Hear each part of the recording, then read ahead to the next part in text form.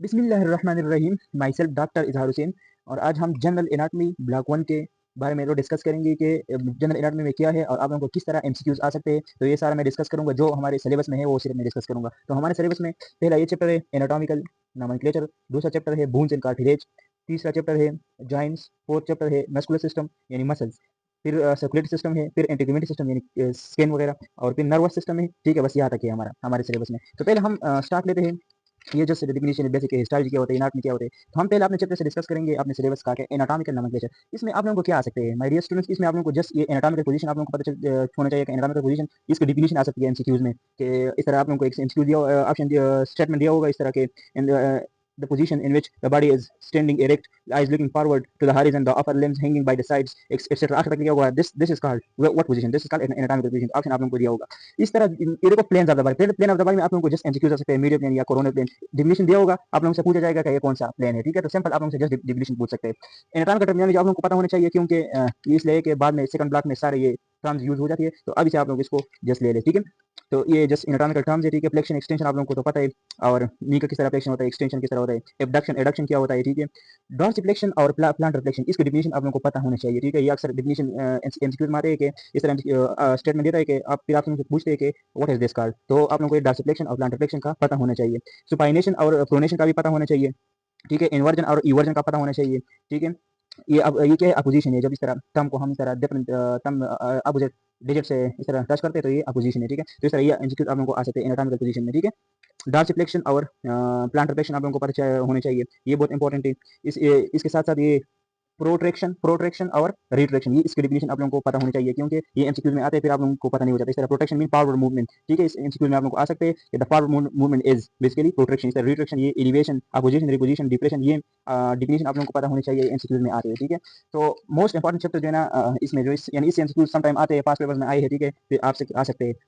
तो अब हमारा जो नेक्स्ट चैप्टर है ना बोन्स एंड कार्टिलेज, ये बहुत इंपॉर्टेंट है। बोन का पता होना चाहिए, खासकर जो कंपोजिशन है ना कि बोन में सबसे ज्यादा कौन सा मिनरल है, कैल्शियम सबसे ज्यादा होता है। ठीक है, यानी कैल्शियम 97% होते हैं, फिर फास्फोरस जो है ना फास्फेट 86% होते हैं, 54% मैग्नीशियम होते हैं। तो सबसे ज्यादा मोस्ट अबंडेंट मिनरल कौन सा है बोन से, इस तरह एमसीक्यू आप लोग से पूछ सकते हैं। ठीक है, ये कंपोजिशन आप लोगों को पता होना चाहिए। ठीक है, इसके साथ कंपैक्ट बोन और स्पंजी बोन में आप लोगों को पता होना चाहिए कि कंपैक्ट बोन कहाँ पे होते हैं और स्पंजी बोन कहाँ पे होते हैं। इस तरह एमसीक्यू आप लोग से पूछ सकते हैं। इसके साथ साथ इसके फीचर भी पूछ सकते हैं कि हेवर्जन सिस्टम कौन से बोन में होते हैं, तो फिर आप लोगों को उधर पता होना चाहिए कि ये आप लोगों को ये जरूर पता होना चाहिए। ऑस्टियंस यहाँ पे नहीं होते, स्पंजी बोन में ऑस्टियंस नहीं होते। इस तरह एमसीक्यूज आप लोगों से पूछ सकते हैं। ठीक है, फिर ये एग्जिस्टिंग अपेंडिक्स में जस्ट रीड डू, इसको इतना इंपॉर्टेंट नहीं है, ये है।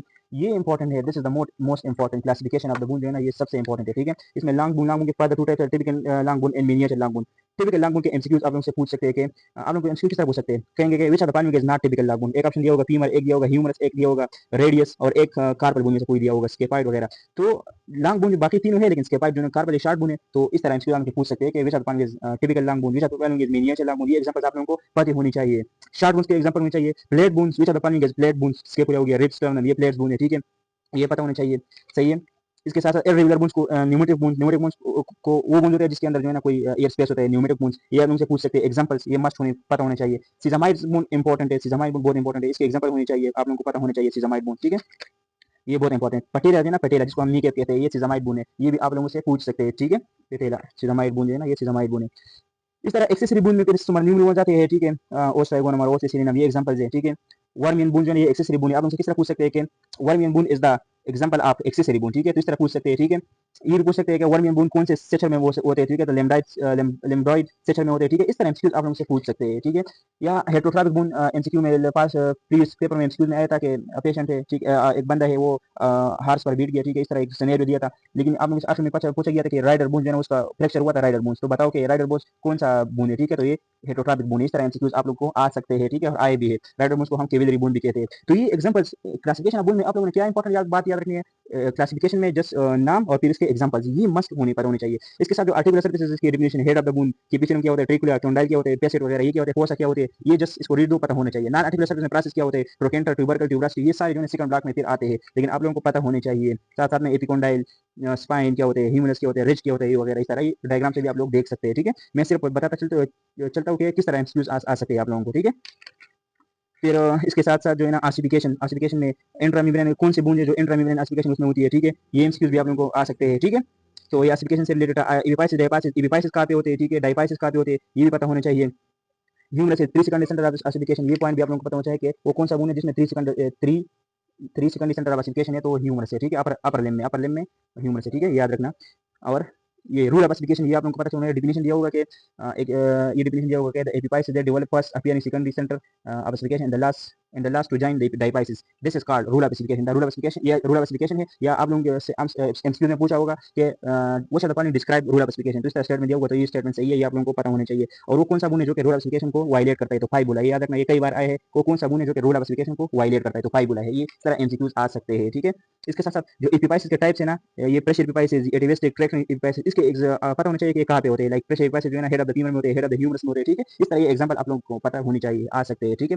ब्लड सप्लाई में ये याद रखना कि ब्लड सप्लाई में लाइक एपिपाइसल आर्टरी हो गई, एपिपाइसल आर्टरी, पीरियास्टिक आर्टरी, ये कहाँ से डिराइव होते हैं, तो periosteal artery derive from the arteries of those muscles which are attached to the bones, यानी स्केलेटल मसल इसके आर्टरी से ये डिराइव होते हैं। इस तरह epiphyseal artery derive from arterial anastomosis से डिराइव होते हैं, तो ये आप लोगों को पता होना चाहिए, जिस तरह मेटापाइसल आर्टरीज हो गई।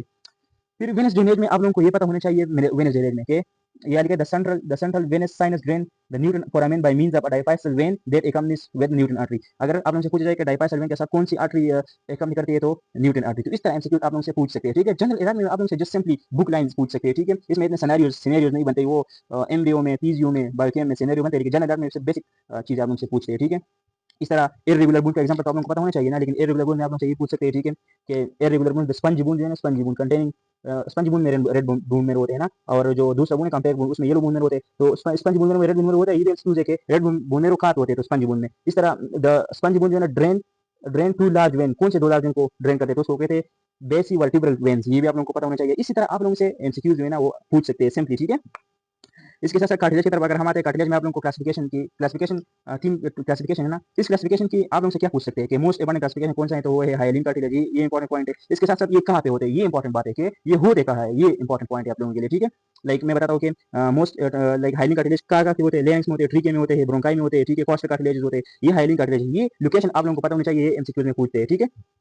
अब इस तरह ये सारे इस तरह फाइबर कार्टिलेज के बारे में एक पॉइंट याद रखना कि फाइबर कार्टिलेज के सराउंड जो है ना वो पेरिकार्डियम सराउंड नहीं होती। बाकी दो जो कार्टिलेजेस है ना, हाइलिन कार्टिलेज, इलास्टिक कार्टिलेज, इसके सराउंड जो है ना आउटर लेयर जो है पेरिकार्डियम वो सराउंड होती है, लेकिन फाइबर कार्टिलेज के बारे में ये याद रखना कि इसके सराउंड जो है ना कोई अराउंड नहीं होती, यानी कोई पेरिकार्डियम सराउंड नहीं होती, ठीक है। इस तरह फिर हम आते हैं स्केलेटल सिस्टम में हम फिर दूसरा जॉइंट डिस्कस करें। जॉइंट में आप लोगों को जस्ट ये पता होना चाहिए क्लासिफिकेशन, यानी सिनेटोसिस में क्या आते हैं, फाइबर जाने थे और कार्टिलेज जाने थे। फिर फाइबर जाने में अंदर से सुचर, सिंडोस्मोसिस, गुम्पोसिस ये आते हैं, सुचर्स के टाइप्स में आ सकते हैं। सुचर आप लोगों से पूछ सकते हैं कि स्कल में कौन से बूंद होते हैं, तो आप लोगों को कहेंगे सुचर, जिस तरह ऑप्शन आप लोगों को दिया होगा, ठीक है। तो ये क्लासिफिकेशन आप लोगों से पूछते हैं, ठीक है। ये सारे जो है क्लासिफिकेशन ये बहुत इंपॉर्टेंट है। साइनोइड जॉइंट बहुत इंपॉर्टेंट है, ठीक है। साइनोइड जॉइंट यूनिएक्सल कौन से जॉइंट होते हैं, बाइएक्सल कौन से होते हैं, मल्टीएक्सल कौन से होते हैं। इस तरह हिंज जॉइंट, प्लेन जॉइंट ये क्या होते हैं, पायोड जॉइंट, ठीक है। इसके एग्जांपल, इसकी लोकेशन आप लोगों को पता होनी चाहिए, ये बहुत इंपॉर्टेंट है, ठीक है। इसके साथ साथ ये हेल टनला जो है ना, हेल टनला ये याद रखना कि हेल टनला असल में नर्व सप्लाई है साइनोइड जॉइंट की तरफ, जो नर्व सप्लाई इसके लिए कौन सी है, हेल टनला। हेल टनला की स्टेटमेंट आप लोगों को पता होनी चाहिए, सही है। मस्कुलर सिस्टम में आप लोगों को जस्ट क्लासिफिकेशन याद होनी चाहिए मसल्स की, या पहले तो तीन मसल जो है ना skeletal muscle, cardiac muscle, muscle की फीचर्स आप लोगों से पूछ सकते हैं कि which are the following is not the feature of skeletal muscle, like elongated है, नॉन ब्रांचिंग है, मल्टी न्यूक्लिएटेड की जगह यूनिन्यूक्लिएटेड लिखा होगा, तो वो नॉट करेक्ट फीचर्स है, ठीक है। तो इस तरह इन तीन मसल्स के फीचर्स आप लोग पूछ सकते हैं कि which are the following is not the feature of that muscle, ठीक है। ये क्लासिफिकेशन। इसके साथ साथ जो है ना white fibre, red fibres, intermediate fibre, इसको रीड दो, ये भी इंपॉर्टेंट है। स्पीच या कार्ड होता है, इसको थोड़ा रीड दो। लेकिन इसमें जो मसल की क्लासिफिकेशन है ना वो बहुत इंपॉर्टेंट है, और वो ये क्लासिफिकेशन ऑफ स्केलेटल मसल ये बहुत इंपॉर्टेंट है। On the basis of the shape and fibre architecture and group action, ये इंपॉर्टेंट है, ठीक है। लाइक स्ट्रेप लाइक मसल के एग्जांपल आप लोगों को पता होनी चाहिए। क्वाड्रेटर मसल्स, ये क्वाड्रेटर मसल है, ये क्वाड्रेटर मसल है, ये स्ट्रेप लाइक मसल है, ठीक है। इसमें नो टेंडिनस इंटरसेक्शन है, इसमें है टेंडिन इंटरसेक्शन है, ठीक है। ये प्यूसिपार्म मसल है, इसके एग्जांपल पता होने चाहिए। ये ट्रायंगुलर मसल है, देखो ट्रायंगल की तरह है। और ये रेडियल मसल है, इसके सारों के एग्जांपल यहाँ लिखे हैं, इसको याद रखो, ये एमसीक्यूज में आते हैं।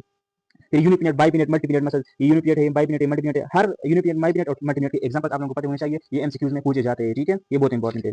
स्पाइरल मसल कौन से होते हैं, सर्कुलर मसल कौन से होते हैं, क्रूशियल मसल कौन होते हैं, ये एग्जांपल सारे यहाँ पे इस बुक में मेंशन है। Pectoralis major muscle is example of spiral muscle, ठीक है। इस तरह एमसीक्यूज आप लोगों को पूछ सकते हैं। इस तरह हो गया latissimus dorsi, sternocostal part of the pectoralis major muscle, यानी पेक्टोरल, ये सारे मसल सेकंड ब्लॉक में आप लोग ये सारे नाम याद रखेंगे। लेकिन अब याद रखना कि ये कौन से मसल है, कौन से मसल के टाइप है, ये बहुत इंपॉर्टेंट है, याद रखना, ये क्लासिफिकेशन बहुत इंपॉर्टेंट था, इसको कभी ना छोड़ना, ठीक है। फिर ये contraction, phase contraction, isotonic contraction, isometric contraction के एग्जांपल्स आप लोगों को पता होने चाहिए। आइसोटोनिक के बाद टू टाइप से कंसेंट्रिक मसल की शेप, मसल की जो लेंथ है ना वो कम हो जाती है, मसल कंट्रैक्ट हो जाते हैं कंसेंट्रिक, और इसेंट्रिक में क्या होते हैं, इसेंट्रिक कंट्रैक्शन में क्या होती है कि इसमें मसल की लेंथ ज्यादा हो जाती है, ठीक है। तो ये एग्जांपल आप लोगों को पता होना चाहिए, ये बहुत important clinical notes of muscle paralysis, ये बहुत इंपॉर्टेंट। हेमिप्लीजिया क्या होते हैं, paralysis of one side of the body, paraplegia क्या होती है, पैरालिसिस ऑफ लोअर, इस तरह आप लोगों को एक स्टेटमेंट दिया होगा ना, और कहेंगे कि दिस इज कॉल्ड, तो इस तरह एमसीक्यू क्वाड्रिप्लीजिया क्या होते हैं, ठीक है, ये सारे आप लोगों से पूछ सकते हैं। हेमिपेरेसिस क्या होते हैं, hemiparesis mean weakness of one half of the body, weakness को कहते हैं हेमिपेरेसिस। मसल स्पазम, मसल स्ट्रेन में क्या फर्क है, ये भी आप लोगों से पूछ सकते हैं एमसीक्यू में, ठीक है। फिर सर्कुलेटरी सिस्टम में आप लोगों को ब्लड की कंपोजिशन तो आप लोगों को पता है, फिजियोलॉजी में पढ़ा होगा, ठीक है, हार्ट वगैरह, जिसको रीड दो इसको सिंपली बस। बाकी आर्टरीज, इलास्टिक आर्टरीज के एग्जांपल आप लोगों को पता होना चाहिए। मस्कुलर आर्टरीज कौन से होते हैं, आर्टरियोल्स, के फंक्शन के बारे में याद रखना कि आर्टरियोल्स जो है ना ये रेजिस्टेंस ज्यादा प्रोवाइड करते हैं, ये सारे फंक्शन आप लोग रीड दो, क्योंकि ये इससे एमसीक्यूज आप लोगों को दे सकते हैं, ठीक है, पिक कर सकते हैं एमसीक्यूज। कैपिलरीज के जो थ्री टाइप्स है, कंटीन्यूअस, पेनिस्ट्रेटिव, साइनोसाइड कैपिलरीज, ये इसके टोटल फीचर्स और कहां पे होते हैं, लाइक कंटीन्यूअस कैपिलरीज कहां पे होते हैं, capillaries found in muscles, lungs, in brain. Like continuous capillaries क्या होते हैं, इस तरह कैपिलरी होती है कंटिन्यूस, इसमें कोई पोर्स नहीं होती, सही है। और ये कहाँ पे होते हैं, तो आप लोगों से पूछ सकते थे कि ये कहाँ पे होते हैं, लंग्स, ब्रेन, इन मसल्स। तो ऐसा लिखा हुआ कि continuous capillaries are found and all of the following organs except, तो इस तरह ये तीन ऑप्शन दिया होगा, इसके अलावा एक और ऑप्शन दिया होगा तो वो नहीं होगा, ठीक है, वो करेक्ट ऑप्शन होगा। तो इस तरह साइनोसाइड कैपिलरीज ये बहुत इंपॉर्टेंट है, ठीक है। मिड आर्टिकल क्या होते हैं, थायरोइड चैनल क्या होता है, फ्री कैपिलरी स्फिंक्टर्स, जो कि कैपिलरीज के अंदर स्फिंक्टर होता है, ये बहुत इंपॉर्टेंट है, इसको रीड दिया, ठीक है। माइक्रो सर्कुलेशन, ये रीड्स को रीड दो, साथ में ये क्लिनिकल नोट को भी दो कि इस्कीमिया में क्या होता है, थ्रोम्बोसिस, एम्बोलिज्म की वजह से क्या होती है, ठीक है। और आर्टेरियोस्क्लेरोसिस में जो फेट डिपोजिशन होती है वो कौन से layer of the blood vessel में होते हैं ना, ब्लड वेसल के तीन लेयर होते हैं, tunica internal, tunica media, tunica adventitia, outer, middle और इनर। तो कौन से लेयर में, तो मिडल इनर लेयर में होती है, ठीक है, टुनिका इंटरनल में फेट्स डिपॉजिट होती है आर्टेरियोस्क्लेरोसिस में, ठीक है। तो इस तरह आ सकते हैं आप लोगों की, ठीक है। इनास्टोमोसिस आप लोगों को पता होना चाहिए, आर्टेरियल इनास्टोमोसिस के टाइप्स ये कहाँ पे होते हैं, बहुत इंपॉर्टेंट है। पोटेंशियल आर्टेरियल इनास्टोमोसिस के बारे में याद रखना कि ये कहाँ पे होते हैं, कोरोनरी आर्टरीज में, ठीक है, ये एग्जांपल ये बहुत इंपॉर्टेंट। इन आर्टरीज के एग्जांपल आप लोगों को पता होना चाहिए, इन आर्टरीज ये, ठीक है, ये बहुत इंपॉर्टेंट है, ये कहाँ पे होते हैं, इन arteries. Central artery of the retina, ये इन आर्टरी का एग्जांपल है, ठीक है। इसके साथ किडनी, स्प्लीन में भी होते हैं, ये एग्जांपल आप लोगों को पता है। एविएशन, आर्टेरियोवेनस शंट, ये पता होना चाहिए, आर्टेरियोवेनस शंट जो है ना ये लिप्स में होते हैं, एक्सटर्नल ईयर्स में होते हैं, नोज में होते हैं, ये एमसीक्यूज आप लोगों को आ सकते हैं, ठीक है। इस तरह left anterior descending artery, LAD, left anterior descending artery के बारे में पता होना चाहिए, ठीक है। इसके बारे में आप लोगों से पूछ सकते हैं, ठीक है, ये मैंने हाईलाइट किया है, याद रखना, ठीक है, इसको रीड देना। इस तरह पोर्टल सिस्टम कहाँ पे होते हैं, ये पोर्टल सिस्टम आप लोग से पूछ सकते हैं एमसीक्यूज में, ठीक है। और साथ साथ में लिम्फेटिक सिस्टम में लैम्प क्या होता है, लैम्प के फंक्शन क्या होते हैं, ठीक है, इससे फंक्शन भी उठा सकते हैं। इसके साथ साथ लिम्फेटिक सिस्टम के बारे में आप लोगों से और भी ये पूछ सकते हैं कि थोरेसिक डक्ट जो है ना ये largest vessel of the lymphatic system है, ठीक है, कौन सा डक्ट, थोरेसिक डक्ट। मेटास्टेसिस के बारे में पता होना चाहिए, cancer cells from where they originally develop are to another location in the body is called metastasis, ये एग्जांपल, ये जस्ट डिफिनेशन आप लोगों को जस्ट डिफिनेशन आ सकते हैं, आप लोगों से पूछ सकते हैं कि ये क्या होता है, तो जस्ट सिंपल डिफिनेशन भी आते हैं, ठीक है, सिंपल बुक लाइन, ठीक है। एंटीगोनिस रखें, ये स्किन है, इसमें एंडोडर्मस, ठीक है, एंडोडर्मस और एपिडर्मस के बारे में याद रखना। क्लीवेज लाइन याद रखना, पास पिछले एग्जाम में आया था कि एक सर्जन है वो इस तरह एक सिनेरियो दिया होगा, ठीक है, तो ये लाइन दी होगी, अब हमसे पूछा था कि इसका सिग्निफिकेंस क्या है, तो ये इसलिए कहता कि ये क्लीवेज लाइन इसलिए होती था कि हील पास हील हो सके, जब सर्जरी हो सके ना। ये लिंगर लाइंस और क्रेसल लाइंस में क्या फर्क है, ये डिफिनेशन में पूछ सकते हैं, ठीक है, ये बहुत इंपॉर्टेंट है, ये लाइंस याद रखना, ठीक है। ये इस तरह सीबेशियस ग्लैंड में याद रखना कि सीबेशियस ग्लैंड जो है ना ये पाम एंड सोल में नहीं होते, याद रखना पाम एंड सोल में नहीं होते सीबेशियस ग्लैंड, ये बहुत इंपॉर्टेंट है, ठीक है। इसके साथ नर्वस सिस्टम में न्यूरॉन के बारे में याद रखना, न्यूरॉन, और इसके लिए मैंने शॉर्ट ट्रिक बनाया है, ठीक है, कि जो कॉप्स है ना, ये कॉप्स, ये शॉर्ट ट्रिक है, सही है। Cops mean central nervous system में कौन से सेल होते हैं, ओ मीन ओलिगोडेंड्रोसाइट, तो central nervous system brain spinal cord में ओलिगोडेंड्रोसाइट सेल होते हैं, और पेरिफेरल नर्वस सिस्टम में श्वान सेल होते हैं, श्वान सेल, सही है, ये सपोर्टिंग सेल्स है। और ये याद रखना, कॉप्स फार्मूला याद रखना कि को मीन सेंट्रल नर्वस सिस्टम में ओलिगोडेंड्रोसाइट सेल होते हैं और पेरिफेरल नर्वस सिस्टम में श्वान सेल होते हैं, ये बहुत इंपॉर्टेंट है, ठीक है, ये सपोर्टिंग सेल्स आप लोगों ने ये इसके शॉर्ट ट्रिक है। सो ये याद रखना, ठीक है, माइन्यूट टू नॉन माइन्यूट, इसके साथ साथ classification of neuron on the basis morphology के बेस पर यूनिपोलर, बाइपोलर, मल्टीपोलर होते हैं, इसके एग्जांपल्स। इसके साथ साथ जो है ना ग्रे मैटर, व्हाइट मैटर में क्या होते हैं, ये ट्रैक्स क्या होते हैं, प्लेक्सिस क्या होते हैं, लिम्नेस्किस क्या होता है, ये सारे इसको रीड देना, क्योंकि ये एमसीक्यूज में आते हैं और आप लोगों को उधर नहीं आता, ठीक है। इसके साथ फंक्शन के बेस पे सेंसरी मोटर न्यूरॉन होते हैं, ठीक है, और सेंसरी मोटर एसोसिएटेड न्यूरॉन या इंटर न्यूरॉन होते हैं। सपोर्टिंग सेल ये ओलिगोडेंड्रोसाइट सेल, ठीक है, वो मैंने फार्मूला बता दिया, कॉप्स याद रखना, ठीक है।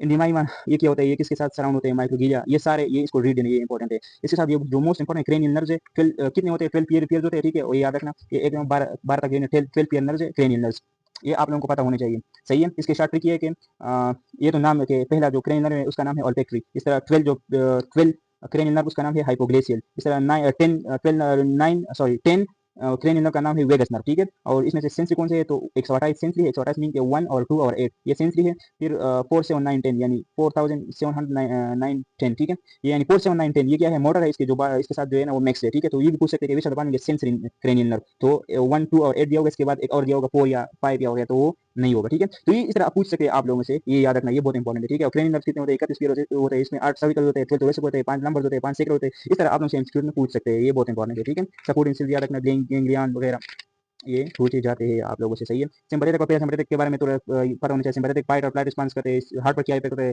आइस पर क्या इफेक्ट होता है, ये सारा आप लोगों को पता होना चाहिए, ठीक है। पैरासिम्पैथेटिक जो है ना, रेस्ट एंड डाइजेस्ट सिस्टम है, ठीक है। ये सारा उधर मैंने एक्सप्लेन किया, ठीक है। तो ये था हमारा जनरल एनाटॉमी का, इस तरह एमसीक्यूज आप लोगों को आते हैं, ठीक है। तो ओके, अल्लाह हाफिज़।